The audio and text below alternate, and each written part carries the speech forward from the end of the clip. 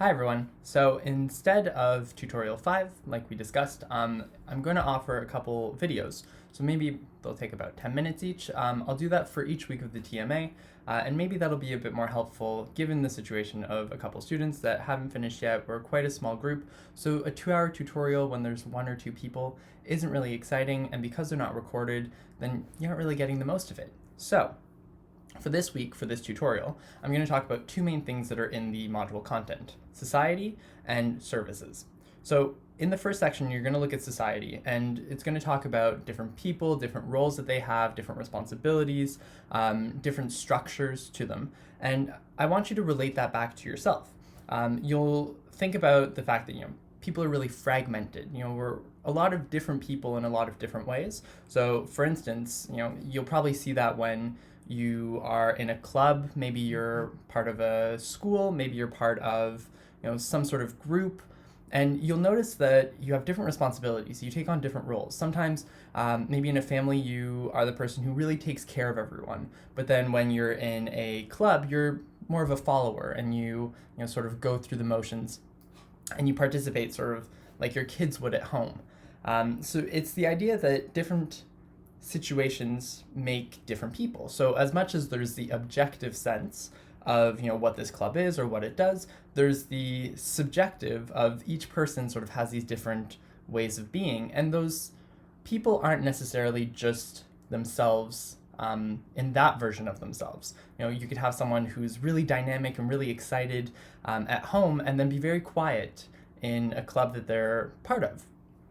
So that leads into the idea of service. I know it seems a bit mismatched, but services are, as we know, it can be anything that serves you. So if you're, getting something out of it, and usually there's other things or people involved.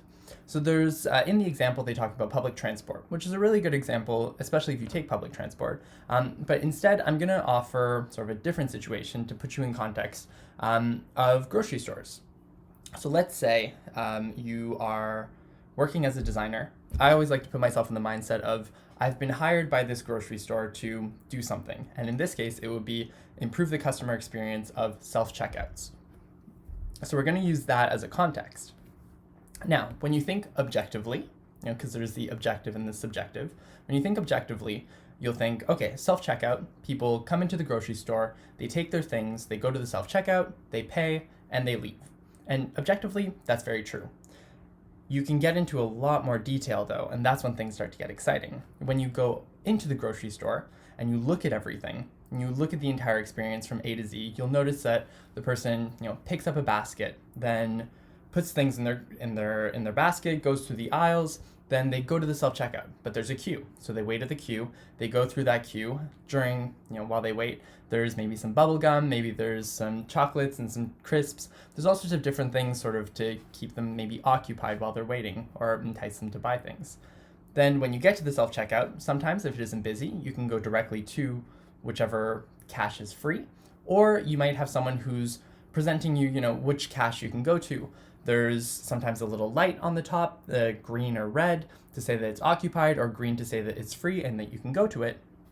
And then you'll walk up to it, you'll put your basket on the specific area that isn't the weighted side, where it says, put your basket here. Then you'll start, maybe you'll press start, maybe you don't need to press start. You'll put the cans through, cans, bananas, and all of your groceries. You'll put them onto the weighted side, and then you'll put those you'll pay, you'll put those in your bag, then you'll get out of the self-checkout and leave. So that, again, is a very objective experience. Now, when we get into the subjective, this is when it starts getting really interesting, and you can really start thinking about the customer experience, because that's what the grocery store hired us to do. So if you look at a customer experience, you might think you can start with yourself. That's a great starting point. And I'll do the example through my own eyes.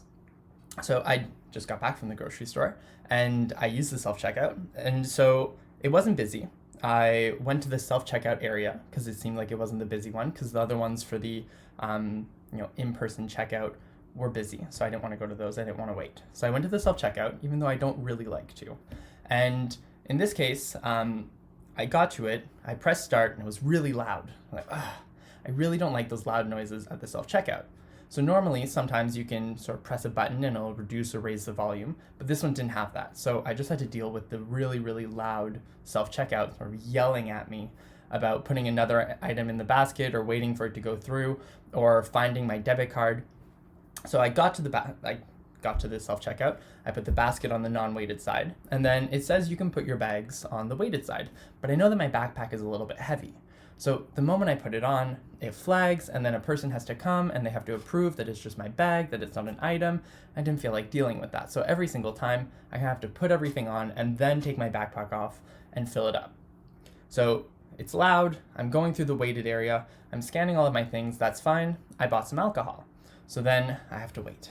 And you have to wait for the person to get there. And then they arrive and they say, do you have ID?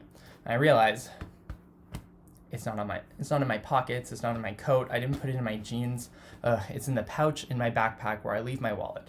So then I took my backpack off, brought it in front of me, unzipped, grabbed the cards, started finicking through them because I was a little bit, rushed or a little bit anxious because the person's waiting there, there's other people waiting for the person. So then I'm grabbing my ID, I'm trying to find it.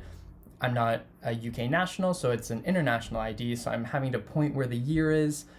So it's all a bit of a process. And after that, it's approved. They sort of slide me over. They press the buttons because, it's a little bit cramped where we are. And I put my cards back in. Then I go to press the checkout button. It asks me how many bags I used. I say no bags. Then it asks me if I want to do a donation. Then you scan through that one. And then it finally says, you can pay. In some places, you just tap and it's already ready. It's a cash only, they sort it out. In other ones, you have to press the button that says card and then pay. Then it might also tell you, before you pay, do you have your My Waitrose card or My Nectar card or the Tesco Club card? So then right, I do have a card for that. Hold on. So then I go in my phone because I want to get those points. And I scroll down and I find the screenshot of it because the app doesn't always work and it needs an internet connection. So I find the screenshot, I put it there, I bring it to the scanner, it clicks, and then I can pay. I take out my card, I tap it on the front, that was quite seamless, put my card away, then it says, transaction complete. So then you start putting the things away and then it reminds you, would you like a receipt? No, I don't want a receipt. So I click the no receipt. And then during that time, I've been, going as fast as I can, or whatever pace I can go at. And there's some people waiting. They're already behind me, ready to take the next cash. And I'm leaving. I'm trying to pack my stuff up because I couldn't put my bag on there. So I try to pack those in, and I hurry my stuff. And I don't pack it all very well. And I know the bananas in the bottom. And I thought, why did I put the bananas at the bottom? And then I left. So all of that is a very subjective experience of using this self-checkout. And it's to say that, as much as you can see what's happening objectively, as much as you can report on the things that are going on, there's also the subjective experience of the person. And that was for me. I don't like those noises. I don't like the stress of getting my ID out. I don't like the issue of using my bag, but I also don't want to take another bag. And I don't want to buy a bag that's lighter so that I can bring it to use in the self-checkouts. So these are all sort of little moments where we can think, how can we improve that user experience? How can we make it a lot easier for the person to go through that? Or how can we make it more enjoyable? How can we make it more fun?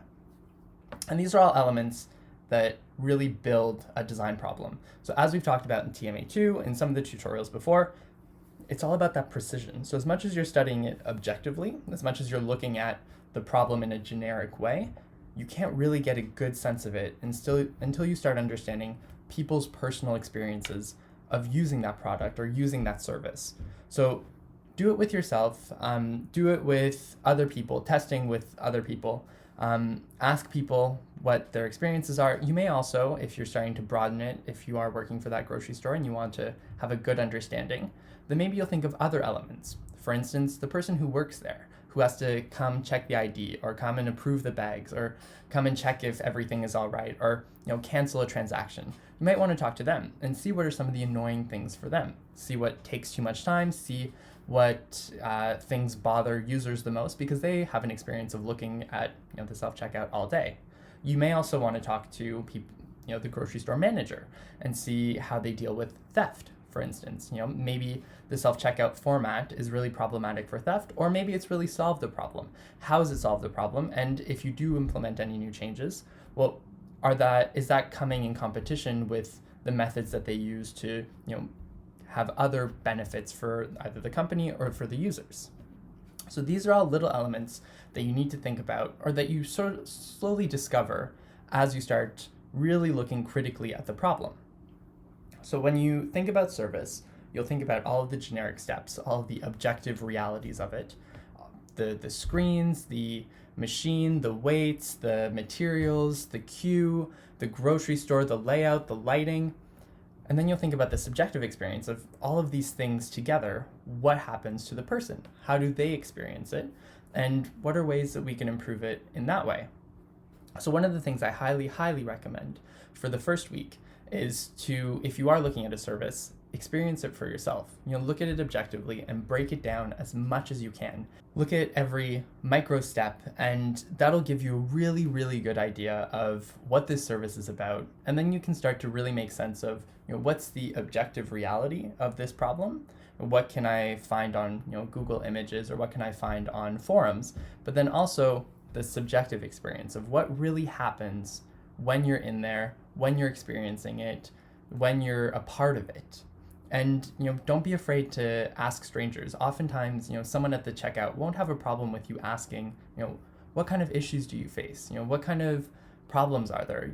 Just a friendly smile can do a lot, and you can get a lot out of people by just having a general interest in them and what they do, and talking to them and getting the chance to really understand your problem. And that's where the really, really relevant information that will help you find small solutions to these problems can really come through.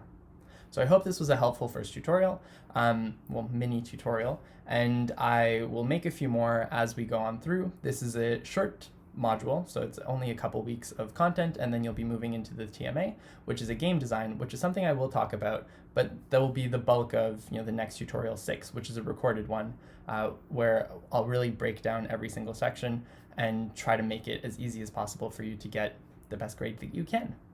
So until next time, best of luck with the module, and carry on with your studies.